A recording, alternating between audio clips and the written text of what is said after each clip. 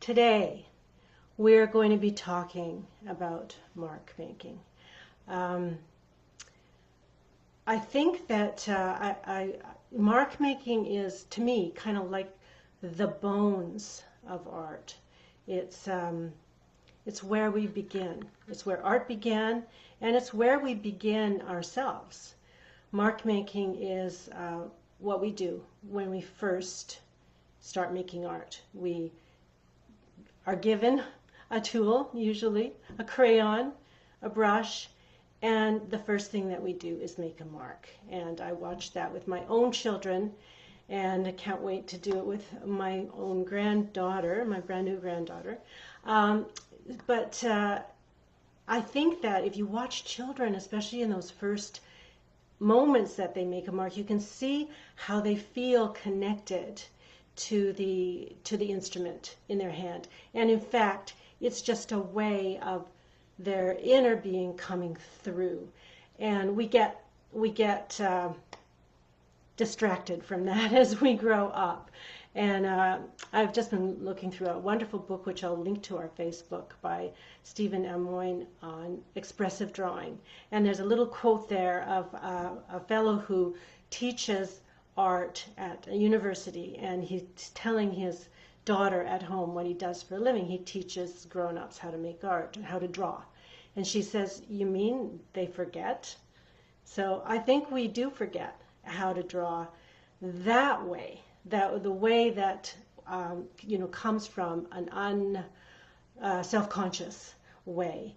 And so part of what I want to do today, as I talk about mark making, is show you a way that's really fun to start to get in touch with your own mark making. And I mean, why bother with looking at the idea of mark making, and why bother working on it, thinking about it as an artist? I think if you spend some time investigating marks, you can learn what kind of marks are your marks, because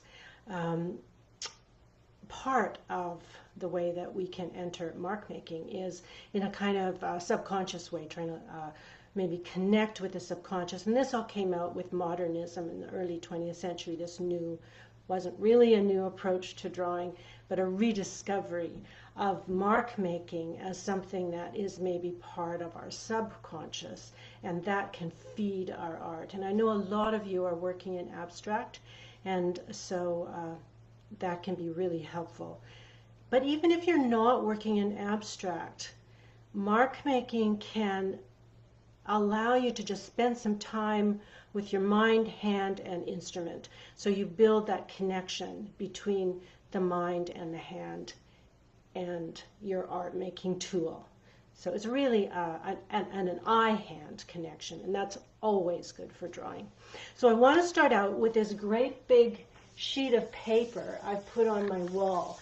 And I know not all of us have this kind of room, but I really encourage this. It is extremely fun. And what I'm going to be doing is making some just marks. And one of the great reasons that it's good to work large like this is because it allows us to work upright, and it allows us to really relax, because it's very easy to get tight. And I think one of the most common things I hear from students is, "I want to loosen up." So, I mean, this is extreme loosening up here.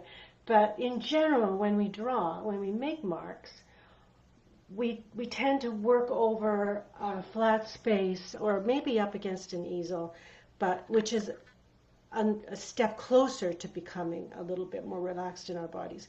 But we have to remember that relaxation for our working arm comes from our whole neck and shoulder. So the more that you can feel relaxed in your shoulder, for instance, the more easily your hand is going to move all the way down from the shoulder, the elbow, the wrist, and the hand. So you'll get more natural and relaxed line. So let's get started. I'm going to work upright to start with, and then I'm going to turn my camera down. We're going to be doing some flat work. But the first thing I want to do is get some, I'm just using fluid paint. I'll just start with some fluid paint, carbon black. And I want to just play with some tools. So let's start with the simplest tools, charcoal. But I put it on a brush. I've taped it onto a brush, which means that I have to stand with the brush extended, which means I get less control. So I'm just going to make a bunch of marks. And, you know, our marks can just reflect how we're feeling that day, or maybe there are certain marks that become, you know, your characteristic set of marks, and you'll discover them as you work through these kinds of processes. So I hope you all watched that wonderful video by the Korean artist Hyun-mi Lee. Thank you, Sue Wheeler, one of our members, for posting that. She has some wonderful things to say about mark making. And one of them is that before line was form, it was movement. Before gesture was form, it was movement. So you can see when you stand up like this, you can really get the sense of how line can be movement. And that's something that the abstract expressionists in the United States tapped into in mid-century. Let's get a little bit more fun. How about a brush taped to a stick? So I'm going to dip this brush, and I'm just going to start to make some marks, some more marks, and I really don't have a lot of control here, which is the whole point of it. Sorry, I'm going to disappear off the camera from time to time, but that's not important. You just want to see what I'm doing here. So I tend to make a lot of biomorphic marks, I think because of my background as a naturalist and a biologist.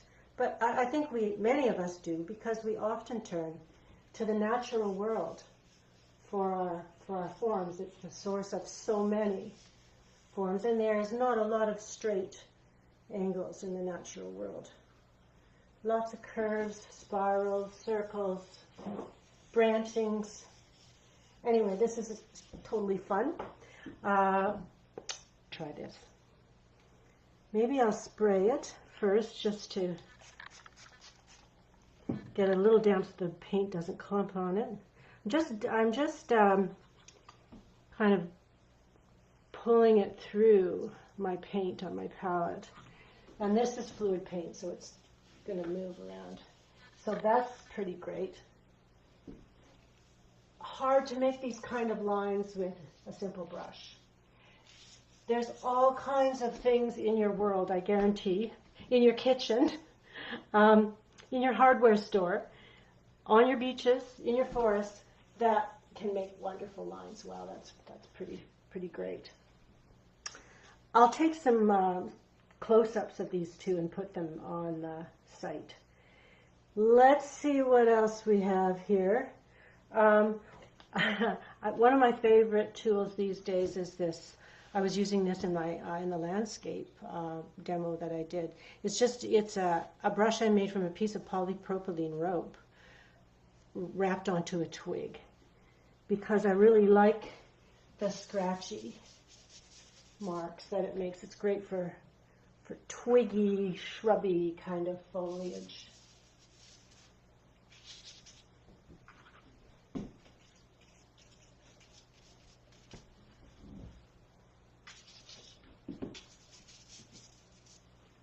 And now I'm going to turn to some other tools, maybe things you might find in your kitchen. Like this is used for spreading oil on things. I thought this might be fun. I actually haven't tried it. Let's see what it does.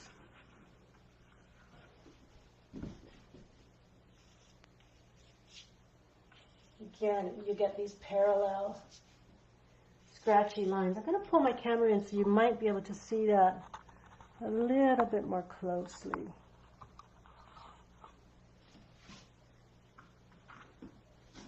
So you get these parallel lines, and they vary depending on how much you push down on them. So that's fun. Got to get those into the water as soon as you're done with them. Here's another kit, just a kitchen thing that I got from a place that sells old kitchen tools. I think they use these for mashing potatoes. What will that do? Now this kind of creates a very regular kind of mark, which is more like patterning. And this is something that if I use something that creates patterning, I'll usually mess it up. You know, when it'll become a part of an element in a painting, but patterning, whether it's printing or printed collage with patterns, heavy pattern on, can really, I would say, kind of dominate a visual language. So I like to have it to interact with. We're going to get into that a little bit more later. So this was a fun tool I picked up. This is actually an art store tool. It's a sprayer. It's got a little pin here, and if we wet the brush, and then this seems unnecessarily high-tech in some ways, but you push this up and the little pin sits in there, and then you can turn it, and you get a very even spray. Just going to get a little bit more paint on that. I can do this when I get to the handwork, to the flat work, a couple of these. If we don't get a good look at how they work on this big format, this is more seen a little more easily in a small format, I think. But it creates a very even kind of spray. I'll put that aside and we'll try that with the smaller work. Here's, again, from the art store, something that's sold as a splatterer.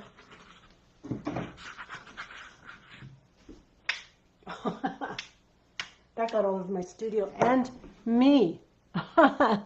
It works really well. Yeah, that's quite fun. And again, this kind of relates to what the abstract expressionists were using, like Jackson Pollock. Mark making as a result of movement. Well, this is what a real artist looks like. Okay, and of course, there's all the traditional mark making tools. I love these Pitt pastel pens, and they're archival, ink-based. Here's a Staedtler permanent marker, just with a little bit of a heavier. Actually, that's got a finer line. It's nice, you know, when you're using line, to vary your line. So we want to always create variability and contrast. A heavier line looks heavier when there's a fine line pushed up against it. So I think that a variety of different kinds of weights of line can create a lot of excitement if you're working with mark making. And on that note, we can try something like, and this is starting to move into towards more like almost using turning into painting, because it's very, it'll create quite a heavy mark. A foam roller, very cheap. And I like to I'm rolling it again onto this, just a plastic lid for a yogurt tin. And I don't mind if the paint doesn't go on completely evenly, but it creates these fabulous irregular marks. If you get sort of circles of paint, in other words, not distributed evenly on the roller, you can get these kind of great ghost images popping up that you can't plan. And in general, what I really love to do in my art is to create, use tools and techniques to create surprises. So places and times where random and unknown and unpredictable things can happen. Because to me, that's really the fun of making art, is responding to those. And I've posted several times about the intuitive process, and how that can really help us no matter what genre we're working in. If we can learn to respond intuitively to our to our work as we go, a step at a time. And so working in abstract, which I don't do all the time now, I work, I would say, in semi-abstract, really taught me to work more intuitively. And these are the kinds of things I like to do now, is use tools and techniques to create surprises, because it slows me down, kind of puts some obstacles in the way of rushing towards that finishing the painting to a kind of form that we like to see that in our mind. We want to see how we can go through all the different steps. But it's really great to slow ourselves down, and that is also part of the intuitive process. Create events that make you slow yourself down so that you can start to respond to your work more intuitively. Plus, it's a lot of fun. So I am going to flip my camera around now and we'll work flat for a bit. Okay, so now what I want to talk about is mark making mostly indirectly onto the surface. So what I was doing with the large paintings, the large piece of paper, was mark making directly, right onto the paper. And we can always do that, of course. You know, I can take this pen and just mark make directly onto the paper. This is the Pitt pen, the Faber-Castell Pitt pen. Lots of fun, and gets a visual language in there already. A little bit jagged. Maybe that's probably expressing my sort of high alert I'm always on when I'm doing Facebook Lives. Bit of jagged energy. But anyway, but what I really love doing too is indirect. Getting the mark onto the paper in an indirect way. And again, that's because of this, what I was just talking about, the desire to create events that I don't have complete control over. So one of the things I love to do, and you will have seen this if you watch my landscape course, Abstracting Landscape, is I really like to do transfers. This is all kind of a monoprint technique, actually. So this is wax paper. I'm just going to put some heavy body paint down. Now, when we're printing, heavy body paint works better than fluid paint. And I always have brayers around. So, I mean, I could just transfer that. That's a mark. I could just transfer it.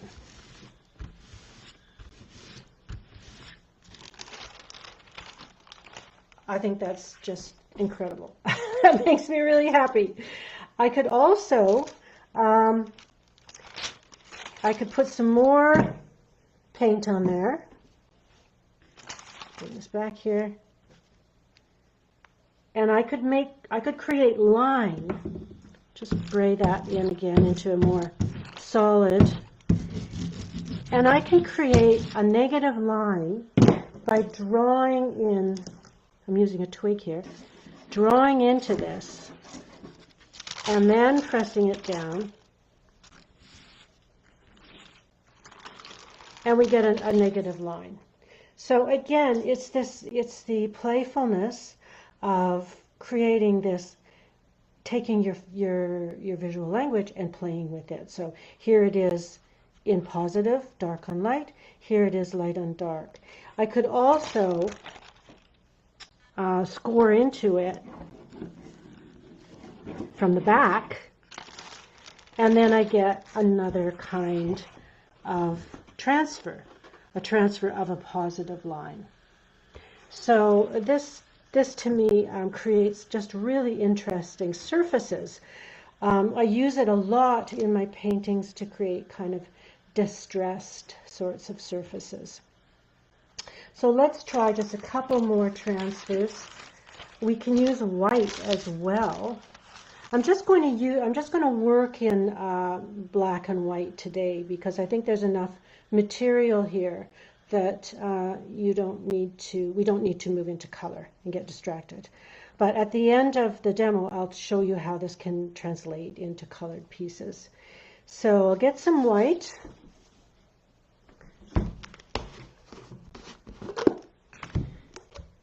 Titanium white. And again, it's just going on to the wax paper. I've just folded my wax paper over and using the back of it.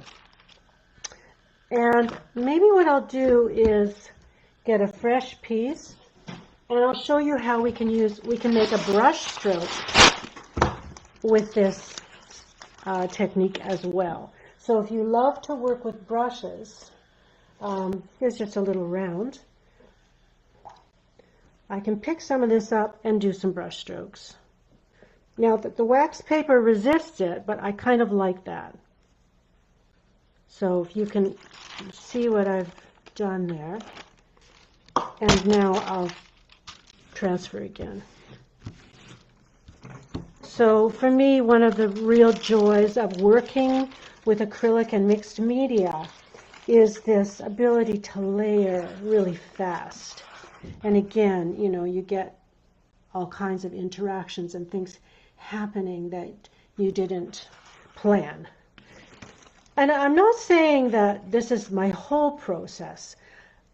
What I do generally is try to keep that process open for as long as I can, and then eventually, as the painting resolves, that's when we start to look to things like composition, weight. I like to think about how weights are balancing in my pieces rather than kind of formal compositions, but that's also a great tool if you understand compositional theory. And then, of course, how the colors are interacting with each other, and values. Values are always very important. But as those things come later, and they often involve a lot of painting out and creating. There's a lot of activity. So with this kind of frantic mark making, we can create a very, very active surface. And my work usually evolves into quieting some of that surface down, and that's how I try to create structure and balance in my compositions. So that is some transfer. Now we can also, I'm just going to keep working on this particular page for a while. And of course there's lots of white mark making tools too. I like to use oil pastels always because I like the way that they resist anything that goes on top of them. So there's an oil pastel line. And again, we're playing with our language. So here's a white line that's been made with negative, the transfer of a negative line.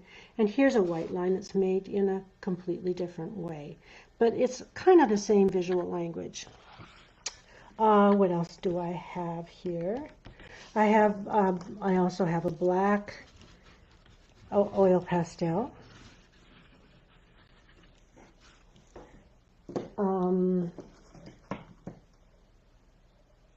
I love to draw with twigs because I really love how they have such a, again, a kind of unpredictable way of transferring their lines. So here's just a twig from my garden. And this is black ink, or black acrylic paint, actually. So, you know, sometimes it's very hard to control what's going on, but you get these scratchy lines because the twig has been broken. And it's not a completely manufactured point, like many of our drawing tools. It's also totally biodegradable and comes in many sizes. In your own yard, there it is. I just love drawing with twigs. So let's go on to creating some collage materials. So again, for instance, printing. I could just take a printing stencil or something that I've just found around the house. I like to use these odd foam things. I'm going to print this with white, and I can print directly on, we can print directly onto our papers, of course, or our canvases. And that is great. Nothing wrong with that. Let's do another white print. So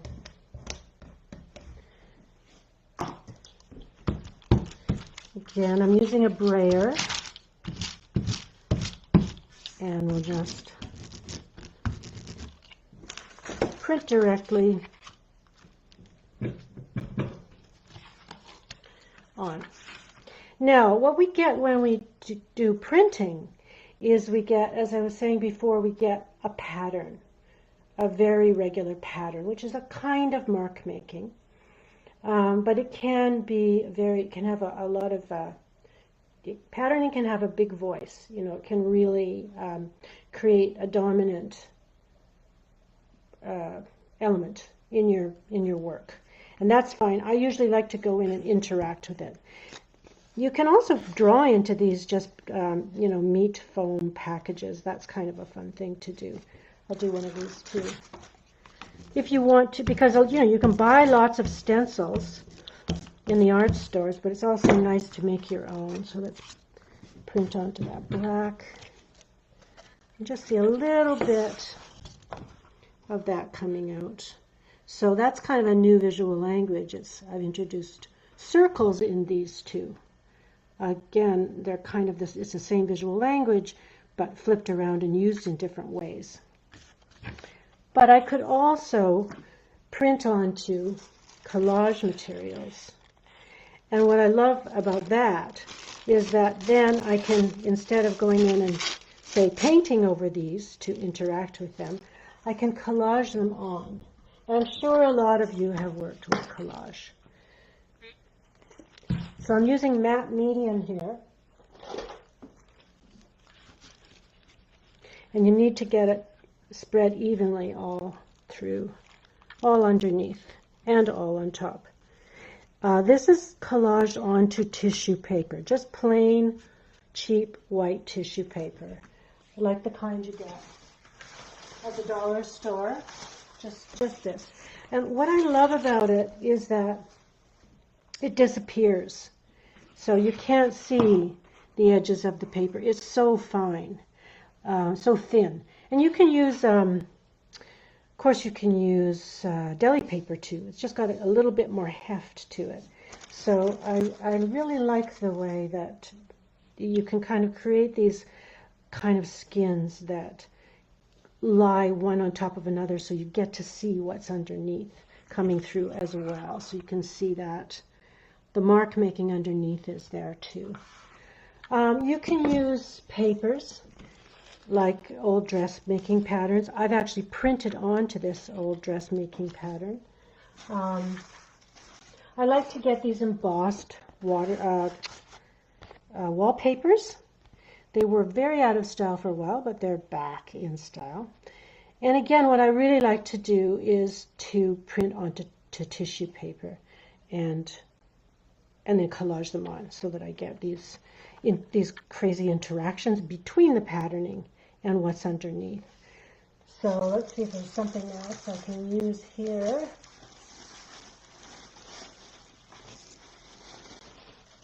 Here's a piece of that, the wallpaper, the embossed wallpaper. I'll just throw that on there.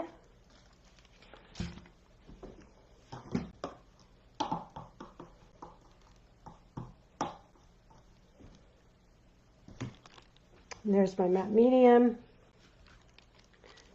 kind of creating a bit of a geometric language here, but with the circles, which are also there already, but again, expressed in a different way.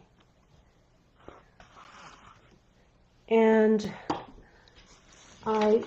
you can also do the transferring that I was showing you, where you either print or scroll into paint on wax paper and print that onto tissue paper, and then you can tear that up.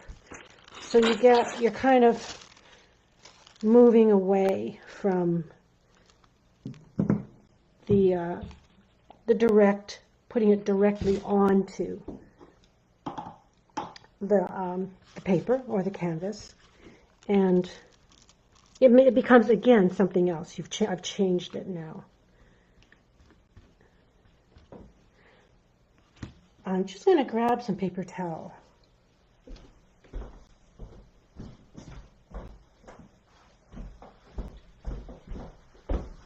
Okay, so, and finally, you know, there's always the brush. And the brush is what I bring in often to the latter stages of this kind of work.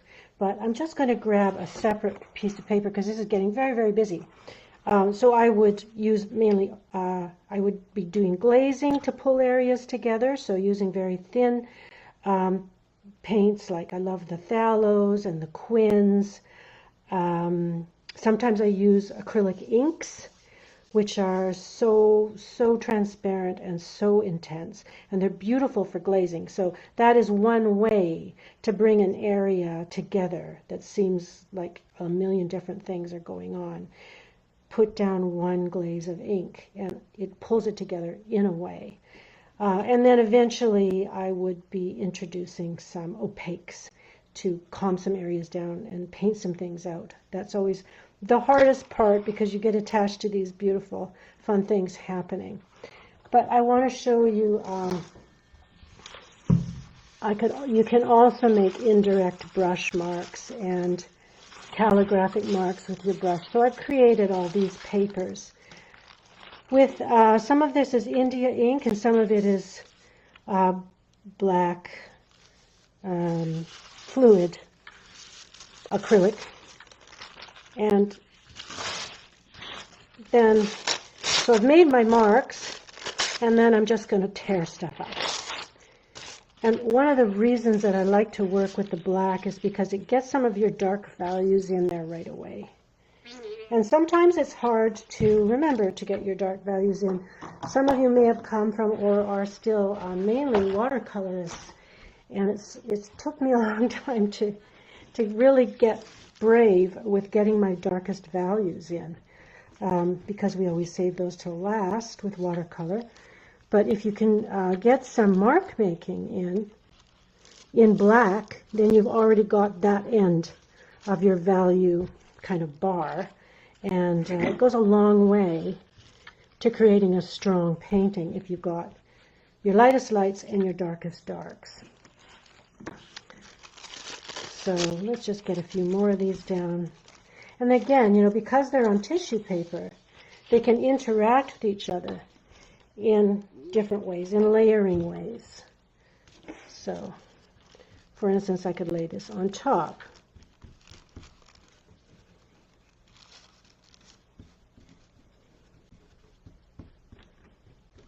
And this is a different visual language than I've been working with so far this morning. It's much more gestural because I used the brush. And I'm just going to grab a couple more examples of using the brush in this way.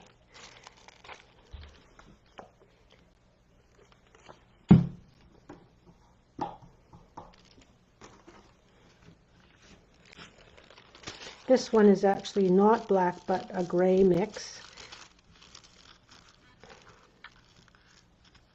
Actually, I'll just tear some of that away. It's a bit more than I need.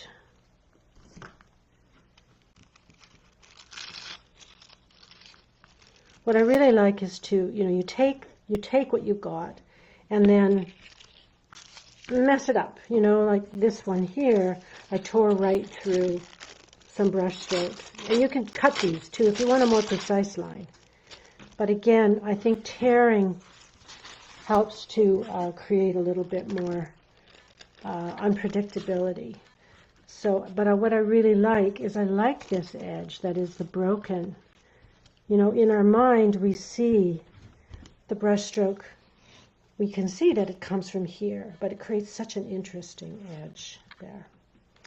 And again, of course, you can take this into color like these.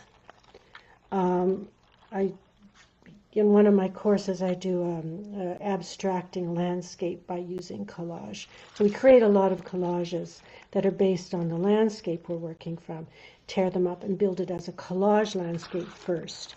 And it's really great for just opening up new ways of seeing the landscape and of depicting it. So I do like this dark green here. I'll just throw this on too. See how that interacts with things.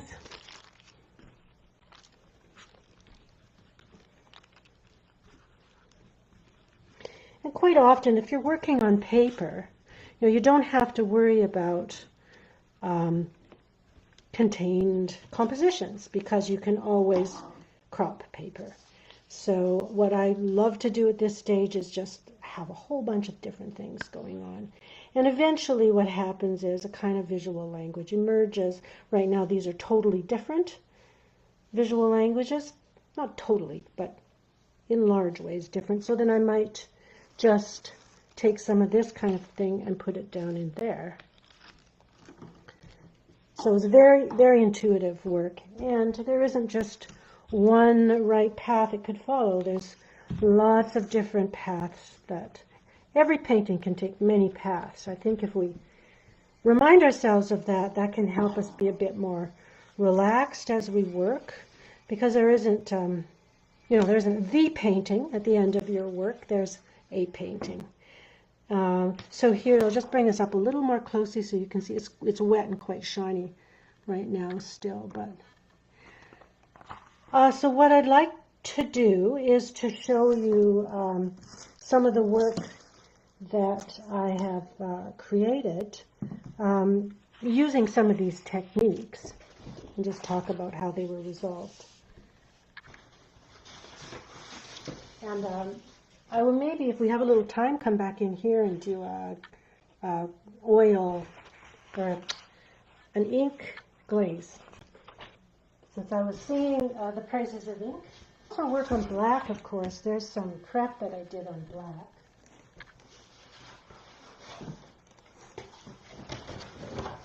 So here's a series that I did. Some of you came from Louise Fletcher's wonderful taster course, and I started these with one of her prompts and just kept going. I think it was the last one that asked us to do some mark making and put on a piece of collage.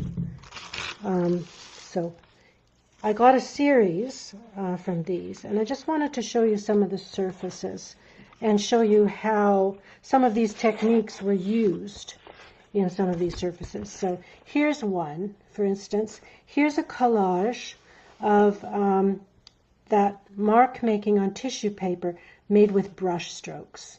So the edges of the tissue paper have disappeared completely. In some places I've glazed over them with a little bit of opaque to kind of make them disappear.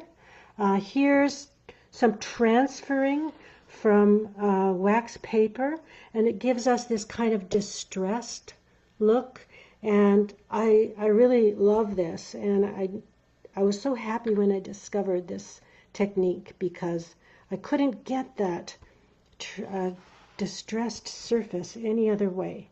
So I'm giving you the secret now. Here's some oil pastel, and I love the way that it kind of pops through even if paint is drawn over it. Creates these little brights. Here's a place where I actually collaged on a little bit of textured paper, Japanese textured paper, and it created mark making, a kind of mottled mark making of circles, which is still part of this visual language, the circles and lines. I tend to do a lot of circles or curves and lines. Here's some more circles back in here. But you can see where I've taken the opaque paint and really painted out some of this activity here too. Because the whole thing at one point was quite active. Let's grab a couple more of these, see if there's anything else that I can bring out of what I've been teaching here that comes through these pieces. Lots of different kinds of line making. This was oil pastel. And again, the distressed. Here's a piece of collaged paper that I printed with a plant on that, and built the structure by coming in with opaque paint. So when we add opaque paint and paint things out, what we're doing is we're creating contrast with the very active areas. The active areas, our eye goes there more than it might have before we put a really quiet place beside it. So you may feel sometimes when you paint out those beautiful active surfaces that you're losing something you love, and I do all the time. But you have to remember that what's left looks more beautiful because you pushed it up against something that's quiet. It brings our eye there. And that's true with all kinds of contrasts that we make in painting, with value, as I was saying before, with a heavy line versus a thin line. What they do is they exaggerate the thinness or the heaviness or the activity or the quietness of each other by being pushed up against each other. So that's what I have to say about mark making today, and I'll be posting some other things as they occur to me that might have to do with this subject. And be sure to ask any questions that you might have that arise through this. I hope you get a chance to tape a great big piece of paper up on a wall and do some expressive gestural drawing. Just wanted to make sure I got all my points covered here. And I just look forward to seeing what kind of line making that you might come up with as a result of watching the video.